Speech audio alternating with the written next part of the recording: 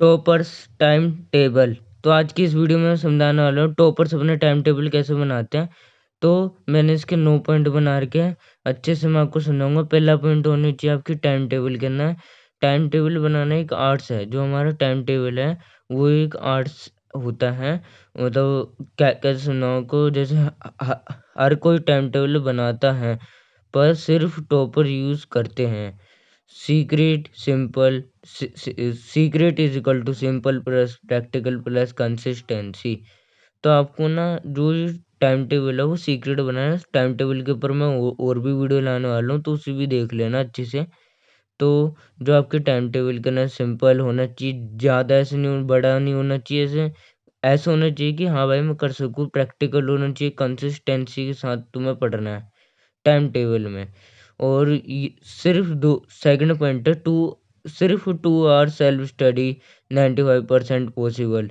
जैसे मान लो कि स्कूल और ट्यूशन से अलग सेल्फ स्टडी करो। ट्यूशन को मत गिनना, ना ट्यूशन को गिनना, अलग है ये सेल्फ स्टडी। सेल्फ स्टडी बस 2 घंटे पढ़नी है आपको।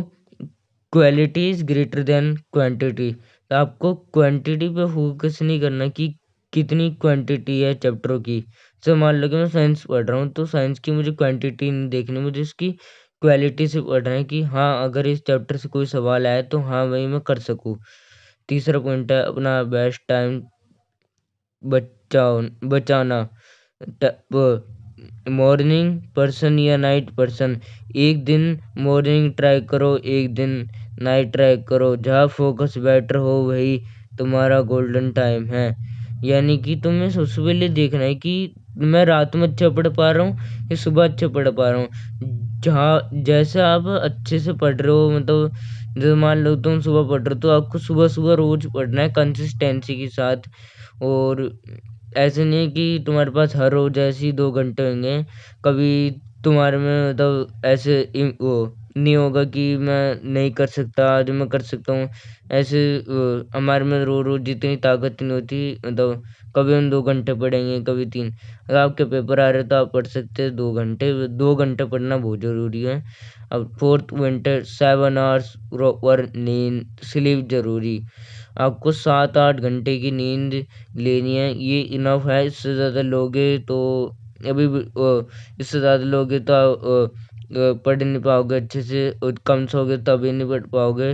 ज़्यादा स्लीप से टाइम वेस्ट होता है और कम स्लीप से लो फोकस होता है। पांचवा पॉइंट है productive versus non productive time.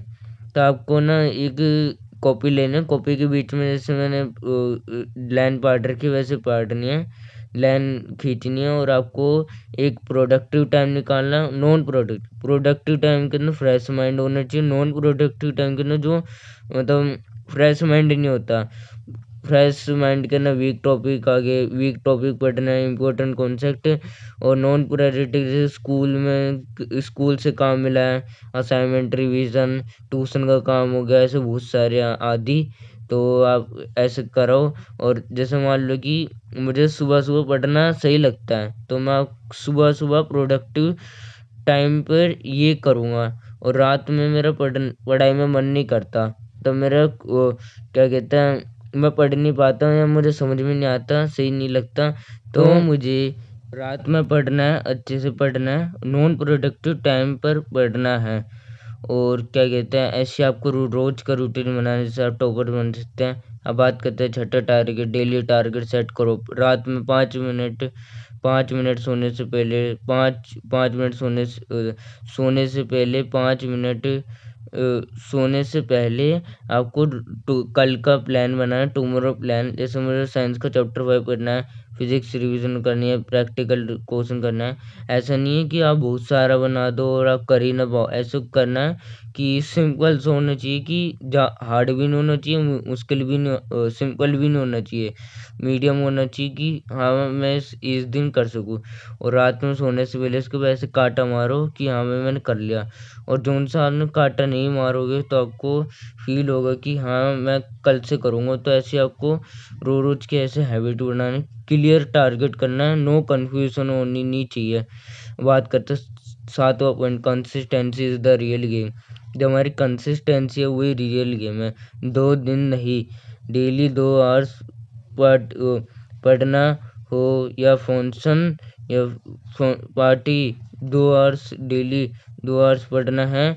और ये 2 आवर्स फिक्स होने चाहिए। ऐसा नहीं है कि कल मैं इतने घंटे पढ़ लूँ, ऐसा टाइम टेबल बनाना है कि मैं तो ऐसे नहीं है रोज रोज 2 घंटे पूरे करने, पेपर आ रहे तो 8वां पॉइंट आता है वीक सब्जेक्ट से मत भागो। जो हमारे वीक सब्जेक्ट है ना, उस पर मत भागो। मैथ वीक है तो ज़्यादा टाइम दो, ठीक है। वीक सब्जेक्ट ही डिसाइड करते हैं कि हमारे मार्क्स कितने आएंगे फाइनल एग्जाम में। तो आपको ना जो हमारे वीक सब्जेक्ट है ना उसके पे ज़्यादा फोकस करना है, ताकि आपको 2 घंटे में से थोड़ा बहुत समय उस सब्जेक्ट पर ज़्यादा समय देना है, ताकि आप वो जो सब्जेक्ट है उस पर ज़्यादा टाइम लगा के अच्छे नंबर ला सको।